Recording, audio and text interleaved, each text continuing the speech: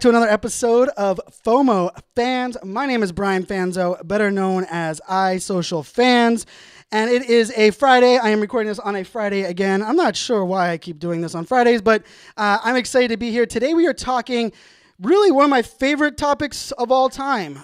It's chapter 1 of my upcoming book, and the title of it is "The Future of Business is Community." And if you're on Facebook or you're in this space, you would have known yesterday, Mark Zuckerberg, they had the very first Facebook Community Summit, and he had some major announcements around Facebook groups. For the first time in Facebook's history, they've changed their mission statement, which I'll talk about that, as well as kind of what this means for the future of social media when it comes to, when I think about, when we're looking at, where social media goes, the difference between a conversation and a message. So we're going to get into all of that here on episode 37 of FOMO Fans. So I hope you guys are enjoying this episode, and it's going to be a lot of fun. And I'm going to cover Zuck's message, why I believe in Zuck, I trust. I always say that because I think Mark Zuckerberg is doing some amazing things and is a true leader when it comes to technology and where things are going. But before we get in there, I want to give some love and shout out to my new sponsor. Of course, if you guys listened to last episode, I kind of brought you on board with 9 Spokes. So if you go to 9spokes.fomofans.live in your browser, you can check them out. Make sure you sign up, hit the Get Started button, and sign up for their tool. And what their tool really does is it connects cloud-based apps to deliver valuable business insights to help your business grow. And it gives you that all in a dashboard, an interactive dashboard with different widgets for different types of cloud-based apps, everything from your financial apps to your marketing apps to your social media apps. They really are trying to simplify all of the data that you have, that you're kind of using as a small business owner. I really do think that what they're doing and what they're simplifying is a really powerful solution. So make sure you guys go check them out. They are sponsoring this show. They do make this show possible. So if you want to show them some love, and I would really appreciate it, jump on their website at 9spokes.fomofans.live. I'll put the link here in the show notes of this show as well, and I'll make sure you guys can kick that out there. Make sure you hit Get Started, join. It allows you to connect your apps very easily. I think it was with under 5 minutes, I had all of my apps connected, and it was rendering the data. So check out 9 Spokes, and I appreciate their sponsorship for this episode of FOMO Fans. So let's get into the big update. Mark Zuckerberg, they had their very first Facebook Community Summit, and it was really cool. They streamed it, of course, on Facebook Live, which is no surprise there. And they brought in all these different Facebook group owners, people that have Facebook groups of 1 million people in them, or a couple hundreds of thousands of different groups. And there was one called Gay Dads, and there was one called Women's First, and there was one called Fit Moms, and there was all these Facebook groups that were in the audience.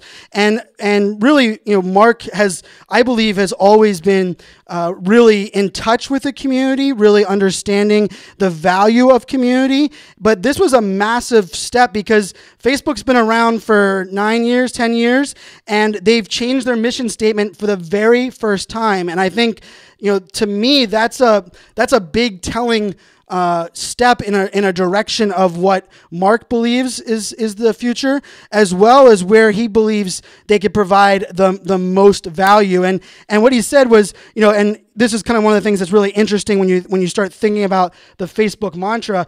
He said he believes the reason that he had to change the mantra and he wanted this new focus is because we need to own the responsibility that we should be doing even more. And so the piece of here is that, which is really, an interesting conversation, is the old mantra for Facebook was make the world more open and connected. And it focused on people connecting, right? So that was the old mantra. And what they changed it to is give people the power to build community and bring the world together. And the focus on community is extremely, telling there, because not only is it about, empowering communities, but it's bringing communities together. And they added some massive updates to Facebook groups, and I'm going to go over those. But real quick, before I get into that, maybe you're listening to this and you're like, I don't use Facebook groups, or the only thing I know about Facebook groups is they are annoying as crap because people can add me to them without me having to say yes, and then I get a notification and I have to go on.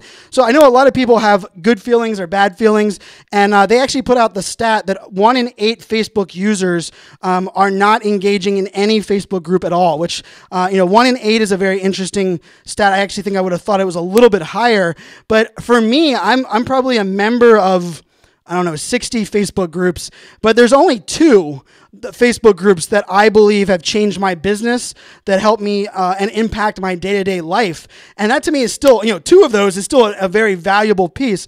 But, Facebook groups were originally built, and you have this like weird world of, do you promote on your Facebook personal account? Do you promote on your Facebook page, or do you use Facebook groups? And really what Facebook groups originally were for people that were not a business, but they wanted to bring people together. So it was kind of like before events and before pages could really add local events and all of these pieces. But I believe Facebook groups have amazing power, but Facebook groups they take a lot of work. And there's some things that you must do to really get Facebook groups to be successful. And so it's pretty interesting. What I did was I posted yesterday on Facebook to my personal wall. And I simply just asked a simple question. And remember, my audience on Facebook, my personal account, is very social media marketing heavy. So I respect that and I understand that. But I posed this simple question. I said, friends who belong to amazing Facebook groups, what 2 aspects of your group, of those groups that are amazing, make it amazing for you? Because one of the things that I think is really interesting is that when you start looking at a community, right, and a community, a Facebook group is far different than Facebook itself, right? Facebook is a network. It is a social network. But Facebook groups are individual communities within Facebook as a network. And it's really, there's lots of Facebook groups from, one of the ones that I saw here just popped up today was, people in my neighborhood here in Fredericksburg, Virginia, they're doing a giant yard sale, and it was a yard sale group for Facebook, and anyone who's wanted to have a yard sale with this group, you could join that. And there's craft beer groups, and there's fitness groups, and there's all these different communities in there. But managing these communities and scaling these communities and the time commitment required to make these Facebook groups amazing is astronomical. Honestly, it's something that if you have if you're an admin for a Facebook group right now that's been around for over a year and is still actively engaged, I tip my hat to you. I believe creating a community is a lot of work, but nurturing a community, scaling a community, and continuing to foster the passion, the purpose, and the principles of that community as the community grows is something that is not easy. Not everyone can do it. Many groups fail. I've been a part of lots of groups that started with a couple hundred people that were really active and fun, and all of a sudden they hit 1,000 people and they became promotional, and they became 2,000 people and it became full of trolls. And so this is a very interesting piece. And so I'm going to talk about what my friends talked about on that post. But before I get there, what Mark and Facebook announced about Facebook groups was that they're going to give admins and they actually enabled this yesterday, Facebook group insights. So you're going to see who's the most engaged on your Facebook group, who shares the most content, who likes the most posts. It's going to give admins a little bit more data to understand who to reward, maybe who to poke a little bit more, because remember, a great community manager, especially on Facebook, really does foster and lead conversations, but oftentimes leads those conversations from behind. We'll tag somebody in a post knowing that person might have turned off notifications, but they would find value in that post, or maybe they could add value to that post. And it takes a lot of work to be an admin on a Facebook group. And I really think what they talked about yesterday is Mark and the Facebook group team understands how hard it is to manage these Facebook groups, and they gave these tools. So now you're going to get these insights. You can schedule posts into your Facebook, which is another great tool, because a lot of groups, they do like Monday is Marvelous Monday, and share something marvelous happened to you on Monday. And then Tuesday is, Taco Tuesday. Share a picture of your food on Tuesday in your favorite restaurant, whatever it is. And a lot of admins, they've had to go in there every single day into the app and post that picture and schedule, and post that post. And it becomes, doing that every single day, every single week becomes not only monotonous, but it's something that, takes away from their time where they could be engaging in the community or commenting back to people or maybe, onboarding new community members. And so they added that functionality. They've also added the functionality that if you have to remove they call them bad actors, which is a very funny word. Bad actors means trolls, means someone that is spewing hate, that is pushing things that are outside of the Facebook guideline, the group guidelines, and they will now allow you, when you eject that person from the group, you will have the option to remove all of their posts. Because I've been in a couple of groups where literally someone went rogue over the weekend and they commented on 30 posts. They posted 3 times themselves, and then they were ejected out of the group. Unfortunately, their posts lived on, and it caused tension and hate, and there's still people commenting on it, and people didn't know if the person was ejected or not, and they were getting mad at the admin. And so Facebook is now allowing people to be able to remove those bad apples as well as remove the seeds that the bad apple has placed. And I just thought of that off the top of my head, so I was off there. And then one of the other pieces, which I actually think is genius, is group to group linking. So now if you have a couple smaller groups, you can actually link these groups together to where their groups can see each other. So if they're both closed groups, you can connect the dots. And what this is going to allow people to do is that, a lot of people use groups to do lead gen or to do upselling, right? And kind of move things along the chain. That's going to be something that's very powerful. But also, let's say you have a group and your group is about the state of Virginia, where I live in. And you have a group that's all about, let's say, kids first. And I'm just making this off the top of my head, it's the Kids First of Virginia group. Well, then you have all these little groups that are, Virginia Beach, Virginia, and Radford, Virginia, and Alexandria, Virginia, that also have these individual localized Kids First groups. Well, now you're going to be able to link these groups to the higher group. Therefore, if someone discovers the Virginia group and didn't realize that Alexandria locally had a community as well, they'll now be able to see that linkage and that connection between groups. And it's really going to allow communities and groups to be much more focused, much more designed on really what a community is for, and this idea of exclusivity and connecting the right people with the right people. So, those are the massive updates that came out for Facebook groups at that event, and I thought that was extremely telling, extremely smart of Facebook to roll out this functionality. I think everyone out there, I'm guessing, can probably agree with me. And so I talked about my Facebook post, and I posted and I asked all of my fellow social media marketers, what makes a great group great, and what are those key aspects? And so here's a couple of those. I'm going to list them off, and then I'm going to share my thoughts on those, and then I'm going to wrap this into where I believe social networking is going beyond messaging. It's going to be turning into conversations and community. But the things that people said are things that great groups have. The first thing that was reiterated by every single person was that they have a strong admin. Whoever is it might be multiple admins, but whoever are the admins of the group, they understand the rules, they practice what they preach, they do not play favorites within the group. If someone violates the group guidelines or bylaws, they immediately take action. They're very engaged. That was by far the number one answer without even hesitation. The second one that a lot of people were talking about was really this mutual mindset where everyone in the group was very diverse, but at the same time had the same mindset and purpose of what that group is for. And I can tell you, I belong to a couple groups right now that there is no shared mindset, that everyone is there for a different reason and has a different purpose, and the group is chaotic and noisy and a waste of time. And so I can definitely understand that one. A third one, which I thought was really interesting, is a diverse population of people from different backgrounds and different industries being a part of one group, right? So, when you have an industry-only group, it becomes talking heads, or what I always like to say, it's old white guys talking to old white guys about old white guy stuff. And that's just, kind of labeling it from a picture perspective.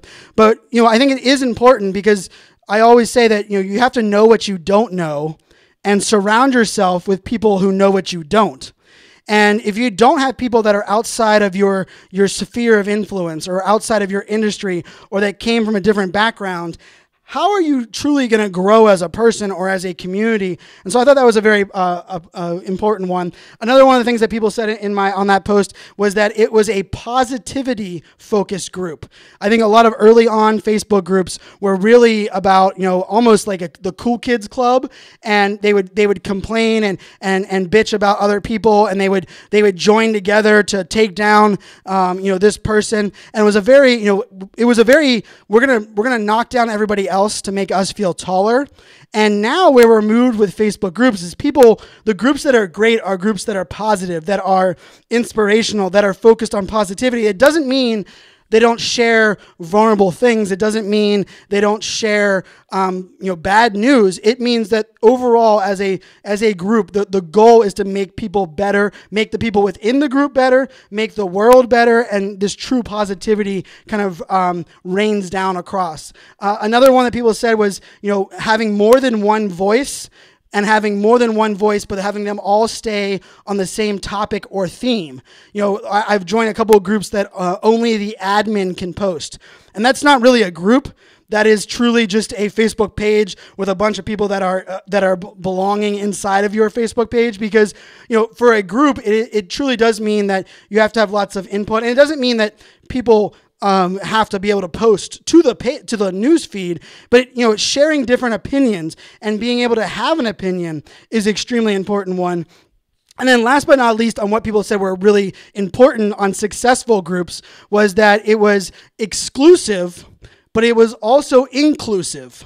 Which means, in that inclusive side, is that everybody was in on the inside joke within the group, right? There wasn't small cliques of people that are within a group. And that could be a bad byproduct of this new Facebook group linking piece that Facebook just rolled out, because that could cause some kind of, I would say, cliques forming within bigger Facebook groups, which might scare some people off or might be a detriment to some communities. But ultimately, exclusive means you have to, there are only certain types of people and only certain, it's exclusive means we're not letting everyone in the world in. But inclusive, which I agree is extremely key, inclusive means that everyone feels a part of the conversation. There isn't back channeling, there isn't backstabbing, and ultimately everyone's voice is weighted the same. And I think that is extremely important and cannot be understated in Facebook groups.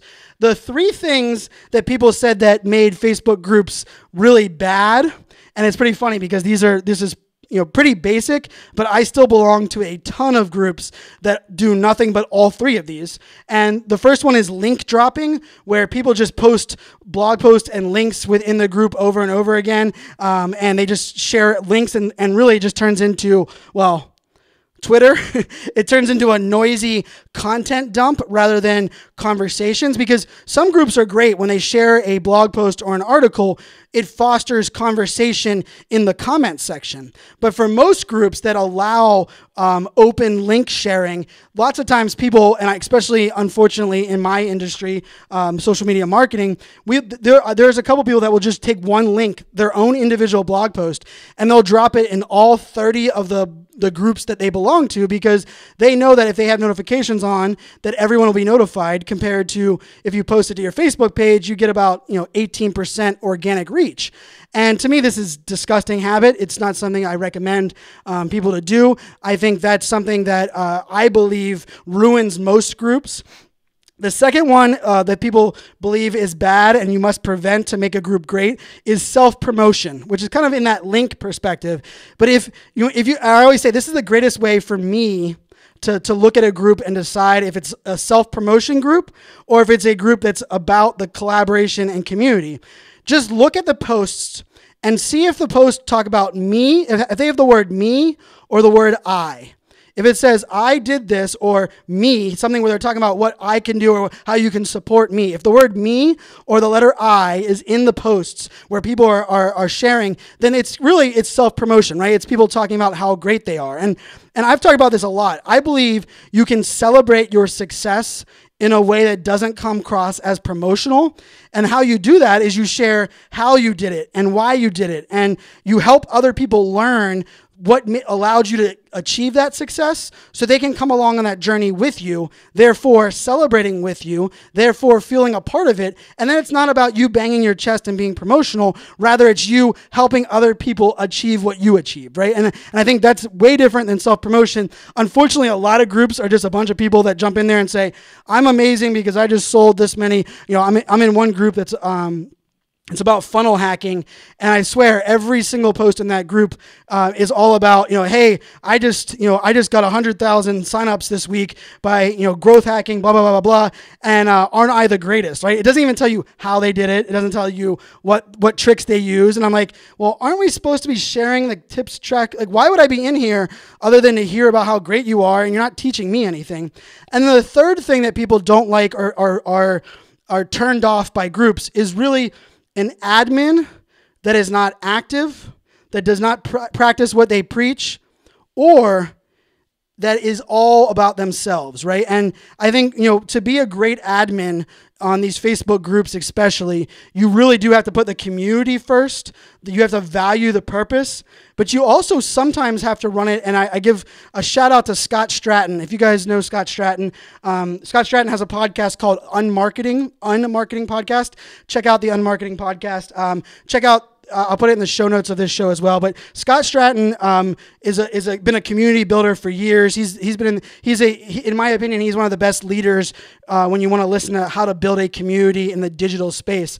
But he believes to be a great Facebook group, as an admin, you must run it as a dictatorship, to the point where you decide based on you outline the policies and procedures for everyone to see. So it's very public. Everyone knows the guidelines. But if something is borderline, or if he doesn't agree with something, it's up to him and only him to decide if it's valuable. And he runs it very much like that because it takes away the blurred line and kind of like the true democracy of sometimes groups, because oftentimes if you want to blame, like, oh my goodness, the 10 people that are approving posts, they're blocked this, then it kind of like separates the group. It has like people that are trying to push the envelope, and then there's other people that are trying to regulate. And so Scott runs his group. I'm a part of one of the groups, and I said I have two groups that are my favorite groups. Scott runs one of the groups that without question is my favorite group on Facebook, and he runs it very much like a dictatorship. If you post a link in there about anything of your own content, he immediately deletes it. If you post on there and says, if you everyone does these posts, I don't know if this is okay, but if it is, please leave it. If not, feel free to delete it. Scott always makes a funny comment on those. He says, if you are unsure if you should post this in a group, Facebook message me and ask me before posting it, right? And so the group is run by a very strong admin that does not pull punches, does not play favorites. It doesn't matter how popular you are, how many books you've written, how many times you've posted in the group. Everyone kind of follows the same guidelines. So that's kind of the feedback that I got from my amazing community on Facebook, and a big shout out to everybody.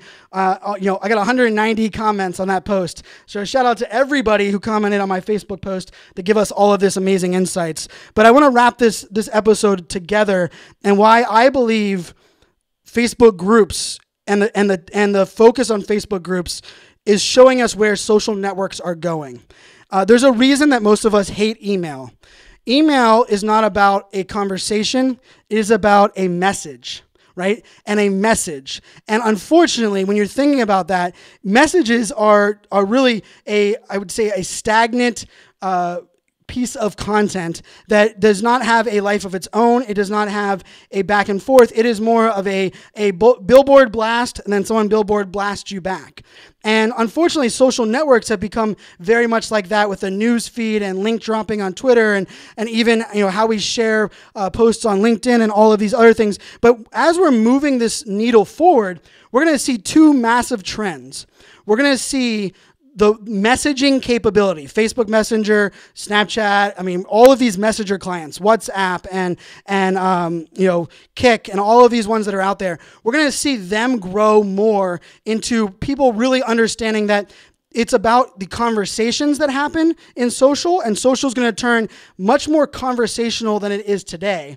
And then we're also going to see we're going to kind of almost reverse back, which is where these groups are going. If you guys remember the early AOL chat, where AOL chat had messages, conversations, and then you could link out to forums. And the forums on AOL or Yahoo, I remember I was a part of a lot of the Yahoo forums that are out there. And if you're a Gen Zer, you probably don't even know what Yahoo is. You probably learned about AOL in your history class. But my AOL handle was 93 Voodoo. The hockey team that I played for in high school was named the Virginia Beach Voodoo, so that was why my username was the 93 Voodoo. But when you look at it and how we're kind of moving forward in this world, at that time, we were not very transparent. We were not used to sharing on social media. And to give Zuckerberg credit, a lot of what he was talking about was this ability to connect with the world across the world, right? And understand all the people in the world. Well, we weren't ready. We weren't ready for that kind of transparency in the AOL Yahoo days. But over the last 9 or 10 years, we've grown into a world that we now don't trust a logo, and we don't want social media or social networking just to blast a message, but we want to be a part of something. We believe that we can share our story and tell bring people along on our journey and connect with people that we probably would have never in a million years connected with if it wasn't for social media. And I can tell you, for me, probably some of my closest friends today, I'd say 15 to 20 of my closest friends today, I can honestly say without question, if social media did not exist, I would have never met them. They are from a different country, they have a different background, they're in a different industry, but thanks to social media and thanks to the worlds that exist out there and the communities that I've been a part of, I've been able to connect with people that share my purpose, that have a common passion, and that ability. I see Jessica Jade here on Instagram stories. You're one that comes to mind for sure. And I think when you look at this future of social networks, we're going to almost go back to the Yahoo AOL days, but we're going to do it in a way, and I love that. On Periscope right now, for those that are listening on the podcast, I'm broadcasting live on Periscope, and someone just jumped in there and said, "You're so right, I'm from South Africa." So right now, Friday at 3 p.m. in Virginia, where I'm broadcasting from, in my own house, using my phone, I'm broadcasting this podcast to a social network. That social network is allowing someone in South Africa to connect with me and consume this content. God, isn't social media amazing? And for me, those are moments, and these are things these are the reason I love and believe in the power of social. But I also believe it can be used for hate, and it can be used for marketers ruining our channels, and it can be used for blasting messages and a lot of things that are I would say aren't preferred. But when we look at it and we move the needle forward, I believe we're going to go almost backwards to those days of AOL chat and Yahoo chat, and it's going to be focused on two things. It's going to be focused on localized and mindset communities, which means communities based on your region and what your local environment is. And then the other communities you're going to see are things that are based on your interests. So if you're, I always like to say multi-factored interest, right? So even if you're, I'm a Jeep fan, I own a pit bull. I love, talking to fellow pit bull owners. But if I can talk to someone that is, or be a part of a community that is, pit bull owners that are entrepreneurs, right? Like kind of breaking things down even up to a more minute level, that's where some real magic can happen. And so I look at the future of social media. We're going to move much more towards a conversational looking news feed, where our news feed is much more about the messages, or much more about the conversation, less about posting a message. And then we're going to see most of our posting of messages and most of the true, I would say, engagement is going to happen in more close-knit communities like Facebook groups, like Twitter chats, like, even what Snapchat's trying to do, which I don't think they did it very well with Snapchat public groups. But what this really means is it's exciting because there's too much noise out there. There's too much going on. We're too distracted. And honestly, there's too much opportunity for us to get lost in the noise. And I believe inclusivity and being included and allowing people to kind of grow. You must feel safe. You must feel a part of the conversation. And social media, the word social is first. It is about social. It is about growth. And I'm going to leave, my dad, and it's a saying that I say all the time, social media is not there to replace a handshake. It is there to allow us to grow, to find new handshakes, and ultimately to strengthen the value of some of those handshakes. And what I always like to say is turn handshakes into hugs and selfies. And I think kudos to Mark Zuckerberg. I believe Mark Zuckerberg is doing it the right way. He has to make a profit. Yes, he cares about advertising. Yes, I believe he's no dummy. Let's face it, Twitter failed. Snapchat's failing right now. What did Mark Zuckerberg do really well? He has almost 2 billion users. We're going to hit 2 billion users this year, and he's monetized it. He's done advertising, but he's also focused on good. He's also understood the power of video. He also understood when he did things wrong, like Facebook pages, and he's kind of been adapting.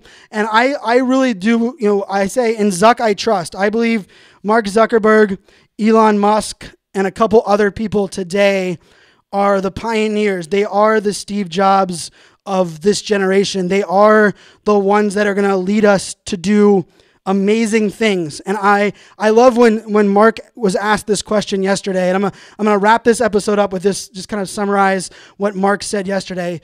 The interviewer asked Mark, he said, Mark, as much as you love technology, as much as you love people, a lot of people look at social media and technology as making us less human and taking away from our lives and making us less have less empathy and less charismatic, and we're really just disconnected humans. And Mark pretty much broke it down easily and just talked about it, said, it's not about the network or the technology.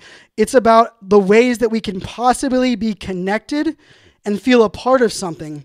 Because every human, no matter what our walk of life is, no matter what our background is, and no matter where we're going in the future, we want to be a part of something.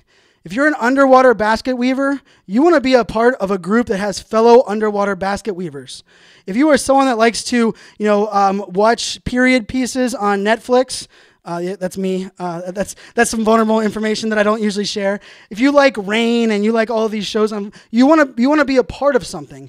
And I believe as we look at social media, as it grows, the younger generation especially, my daughters are 7, 6, and 3 years old. They don't look at people or conversations that happen online any different than they do offline. They don't judge people because of their skin, because of their background, because of who they love, because of where they're from, because of what they do.